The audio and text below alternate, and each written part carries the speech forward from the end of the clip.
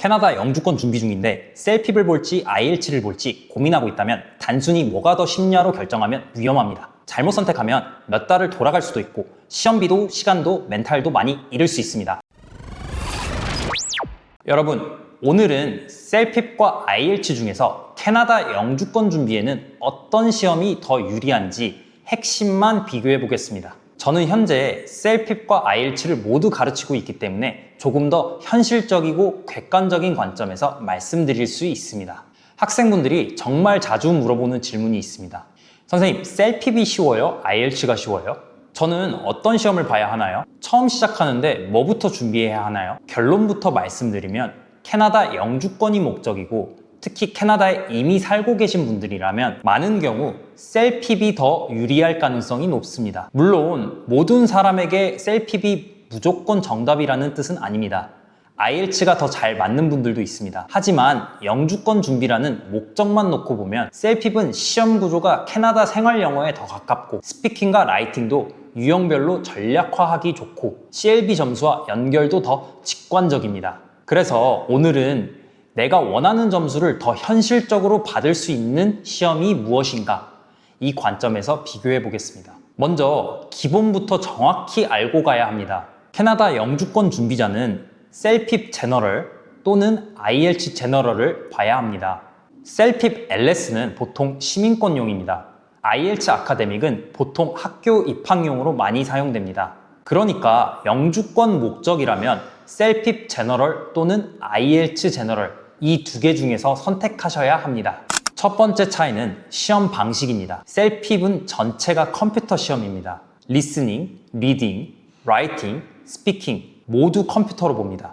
특히 스피킹도 시험관 앞에서 말하는 것이 아니라 컴퓨터 화면에 나오는 질문을 보고 마이크에 대고 혼자 답변합니다. 이게 많은 한국 학생들에게 큰 장점이 될 수 있습니다. 왜냐하면 사람 앞에서 영어로 말하는 부담이 없기 때문입니다. 시험관 표정을 볼 필요도 없고 상대방 반응을 신경 쓸 필요도 없습니다. 그냥 화면을 보고 내가 연습한 구조대로만 말하면 됩니다. 반면 IELTS 스피킹은 시험관과 직접 대화하는 방식입니다. 사람과 대화하는 게 편하고 즉흥적으로 말하는데 강한 분들에게는 IELTS가 더 잘 맞을 수 있습니다. 하지만 영어로 말할 때 긴장을 많이 하시는 분들은 시험관 앞에 앉는 순간 머리가 하얘질 수 있습니다. 그래서 사람 앞에서 말하는 게 부담스럽고 정해진 구조대로 연습하는 게 편한 분들은 셀핍이 더 유리할 수 있습니다. 두 번째 차이는 시험 내용입니다. 셀핍은 전체적으로 캐나다 생활 영어에 가깝습니다. 쉽게 말하면 캐나다에서 실제로 살면서 마주칠 수 있는 상황들이 시험 안에 많이 들어와 있습니다. 예를 들면 아파트 관리사무소에 이메일 쓰기, 회사 매니저에게 요청하기, 친구에게 조언하기, 서비스에 대해 불만 제기하기. 물론 셀핍이 무조건 쉬운 생활 영어만 나온다는 뜻은 아닙니다. 교육, 환경, 기술, 정부 정책, 사회 변화와 같은 조금 더 넓은 주제도 충분히 나올 수 있습니다. 하지만 셀핍은 그런 주제가 나오더라도 대체로 캐나다 생활, 직장, 지역 사회, 공공 서비스와 연결해서 생각하기가 비교적 쉽습니다. 반면 IELTS는 더 국제적인 영어 시험의 느낌이 강합니다. 특히 리스닝에서는 영국식, 호주식, 북미식 발음 등 다양한 억양이 나올 수 있습니다. 또 IELTS는 전체적으로 조금 더 아카데믹한 느낌이 강합니다. 제너럴 시험도 일상적인 내용이 나오지만 리딩이나 라이팅, 스피킹에서는 교육, 환경, 사회, 문화, 기술 같은 주제를 조금 더 논리적으로 설명해야 하는 경우가 많습니다. 정리하면 셀핍은 캐나다 생활형 영어에 더 가깝고 IELTS는 국제적이고 아카데믹한 영어 시험에 더 가깝습니다. 그래서 캐나다 영주권이 목적이고 캐나다 상황에 맞춰 준비하고 싶다면 셀핍이 더 맞다고 볼 수 있습니다. 세 번째 차이는 라이팅입니다. 셀핍 라이팅은 두 개의 태스크로 구성됩니다. 태스크 1은 이메일 쓰기, 태스크 2는 서베이 퀘스천에 답하기입니다. 태스크 1 이메일은 컴플레인, 부탁, 요청 같은 유형으로 준비할 수 있고 태스크 2 서베이 퀘스천은 서론, 이유 1, 이유 2, 결론 구조로 연습할 수 있습니다. 구조가 비교적 명확합니다. 그래서 셀핍 라이팅은 템플릿화가 비교적 잘 됩니다. 반면 IELTS 제너럴 라이팅은 태스크 1은 레터 쓰기, 태스크 2는 에세이 쓰기입니다. 특히 태스크 2 에세이 쓰기는 분량도 길고 논리 전개도 중요하고 학생들이 부담을 많이 느끼는 태스크입니다. 긴 에세이를 쓰는 게 어렵거나 문단 구성과 논리 전개가 약한 분들에게는 IELTS 라이팅이 훨씬 더 어렵게 느껴질 수 있습니다. 물론 셀핍 라이팅도 쉽다는 뜻은 아닙니다. 문제에서 요구한 내용을 빠짐없이 답해야 하고 톤을 맞춰야 하고 문법과 어휘도 중요합니다. 하지만 영주권 준비생 입장에서는 셀핍 라이팅이 더 구조화하기 쉽고 분량 부담도 IELTS에 비해 비교적 적고 전략적으로 템플릿으로 준비하기가 더 좋은 편입니다. 네 번째 차이는 스피킹입니다. 셀핍 스피킹은 총 8개 태스크입니다. 처음 들으면 많아 보입니다. 하지만 오히려 이게 장점이 될 수 있습니다. 왜냐하면 각 태스크의 유형과 순서가 무조건적으로 정해져 있기 때문입니다. 정해져 있다는 것은 전략화할 수 있다는 뜻이고 전략화할 수 있다는 것은 템플릿으로 반복 훈련이 가능하다는 뜻입니다. 반면 IELTS 스피킹은 시험관과 실제로 대화하면서 진행됩니다. 즉흥적으로 영어로 말하는 스킬이 강하고 평소에도 영어 원어민과 자연스럽게 영어로 대화하는 게 편한 분들은 IELTS가 잘 맞을 수 있습니다. 하지만 대부분의 영주권 준비생들의 케이스인 실전 스피킹이 약하고 시험관 앞에서 자주 긴장하고 정해진 구조가 있어야 편한 분들은 셀핍 스피킹이 훨씬 더 유리할 수 있습니다. 다섯 번째 차이는 리스닝입니다. IELTS 리스닝은 빈칸의 단어를 직접 써야 하는 받아쓰기 문제가 있습니다. 그래서 들었어도 스펠링을 조금이라도 틀리면 점수를 잃을 수 있습니다. 복수 S, 단어 형태, 스펠링 실수 때문에 아깝게 틀리는 경우도 많습니다. 반면 셀핍 리스닝은 전부 객관식 문제입니다. 들은 내용을 바탕으로 보기 중에서 가장 적절한 답을 고르는 방식입니다. 그래서 그런 부분에서는 스펠링 부담을 IELTS보다 훨씬 적습니다. 여섯 번째 차이는 리딩입니다. IELTS 리딩은 문제 유형이 다양합니다.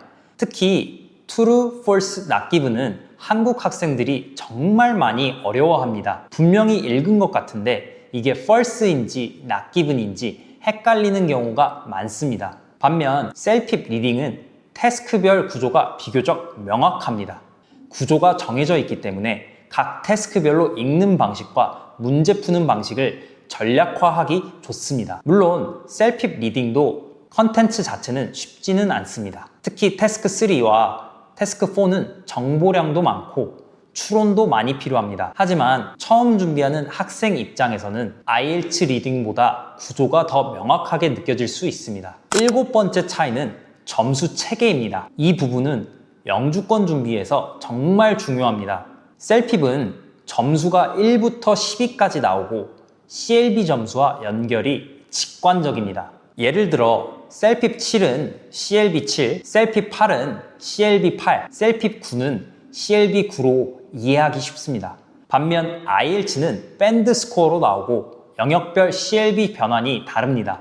예를 들어 CLB 9를 목표로 하면 IELTS에서는 리스닝 8.0, 리딩 7.0, 라이팅 7.0, 스피킹 7.0이 필요합니다. 특히 리스닝 8.0은 많은 한국 학생들에게 큰 부담이 됩니다. 물론 셀핍 9도 절대 쉽지 않습니다. 하지만 점수 구조가 CLB와 더 직관적으로 연결되기 때문에 영주권 준비생 입장에서는 목표 설정이 더 단순하게 느껴질 수 있습니다. 마지막으로 그럼 누가 셀핍을 선택하는 게 유리할까요? 저는 이런 분들에게 셀핍을 추천합니다. 캐나다 영주권이 목표이신 분, 캐나다에 이미 살고 있어서 생활 영어 상황이 익숙하신 분, 원어민 앞에서 영어로 말하면 긴장하시는 분, 스피킹과 라이팅을 유형별 템플릿으로 준비하고 싶으신 분, IELTS의 긴 에세이나 리딩의 True, False, Not Given이 부담스러운 분, CLB 점수를 빠르고 전략적으로 만들고 싶으신 분, 이런 분들은 셀핍이 더 유리할 가능성이 높습니다. 특히 한국인 영주권 준비생에게는 셀핍이 잘 맞는 경우가 많습니다. 왜냐하면 한국 학생들은 보통 문법과 독해 공부는 많이 했지만 실전 스피킹과 라이팅은 약한 경우가 많기 때문입니다. 그런데 셀핍은 스피킹과 라이팅이 완전히 자유주제가 아니라 태스크별 구조가 분명합니다. 구조가 분명하면 템플릿을 만들 수 있고 템플릿을 만들 수 있으면 반복 훈련이 가능합니다. 즉,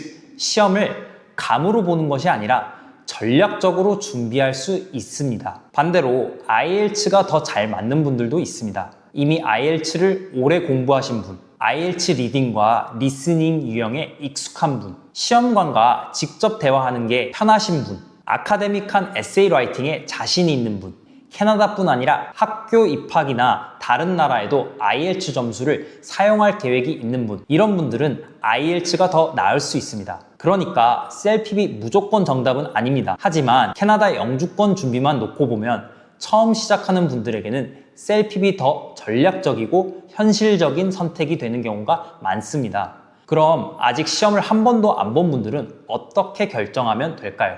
가장 좋은 방법은 셀핍 샘플 문제를 한번 풀어보세요. 그리고 IELTS 제너럴 샘플 문제도 한번 풀어보세요. 특히 각각의 스피킹과 라이팅을 직접 해보셔야 합니다. 셀핍을 해봤을 때 유형은 많지만 구조가 명확해서 연습만 하면 정복할 수 있다, 이런 느낌이 들면 셀핍이 맞을 가능성이 높습니다. 반대로 IELTS를 해봤을 때 시험관과 대화하는 게 더 자연스럽고 긴 에세이도 잘 쓸 수 있을 것 같다, 이런 느낌이 들면 IELTS가 맞을 수 있습니다. 하지만 둘 다 처음이고 캐나다 영주권이 목적이고 빠르게 CLB 점수를 만들어야 한다면 저는 셀핍부터 고려해 보시라고 말씀드립니다. 셀핍과 IELTS 중에서 고민하고 있다면 남들이 쉽다고 하는 시험을 따라가기 전에 내 현재 실력과 목표 점수에 맞는 시험인지 먼저 확인해야 합니다. 제 비즈니스 카카오톡으로 현재 점수 또는 영어 수준, 목표 점수, 시험 날짜,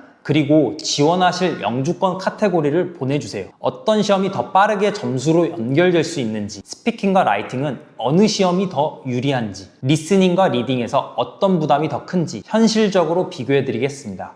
오늘 영상이 도움이 되셨다면 좋아요와 구독 부탁드리고요. 저는 다음 영상 셀핍 리스닝으로 다시 찾아오겠습니다. 감사합니다.